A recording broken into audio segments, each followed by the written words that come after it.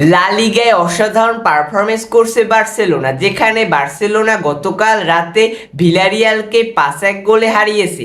যেখানে বার্সেলোনার সকল প্লেয়ারই অসাধারণ পারফরমেন্স করেছে, বিশেষ করে লেভানডস্কি, লামিন ইয়ামাল এবং রাফিনহা। যেখানে বার্সেলোনা প্রথম থেকেই আক্রমণাত্মক ফুটবল খেলেছে, যার ফলস্বরূপ লেভানডস্কি 20 মিনিটে তার প্রথম গোলের দেখা পায় এবং বার্সেলোনাও তার প্রথম গোলের দেখা পায়। এরপর আর কিছুক্ষণ পরেই 35 মিনিটে আবারও একটি গোল করে লেভানডস্কি, যার কারণে বার্সেলোনা ভিলারিয়ালের থেকে 2 গোলে এগিয়ে থাকে।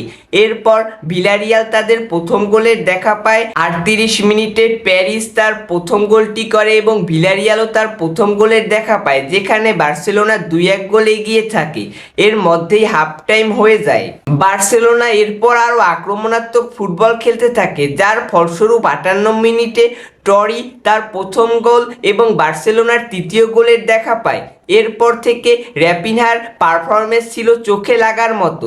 রাফিনহা 74 মিনিটে একটি এবং 83 মিনিটে তার দ্বিতীয় গোলটি করে, যার কারণে বার্সেলোনা 5-1 গোলে এগিয়ে থেকে ভিলারিয়ালকে হারায়। এই ম্যাচে অসাধারণ পারফরমেন্স করেছে বার্সেলোনার ফুটবলাররা। লা লিগায় অসাধারণ পারফরমেন্স করছে বার্সেলোনা। লা লিগায় এবারের আসরে বার্সেলোনা 6টি ম্যাচ খেলে এবং 6টি ম্যাচই জেতে এবং তাদের পয়েন্ট হলো 18। তো বোঝাই যাচ্ছে যে বার্সেলোনা এবারের আসরে অসাধারণ পারফরমেন্স করছে।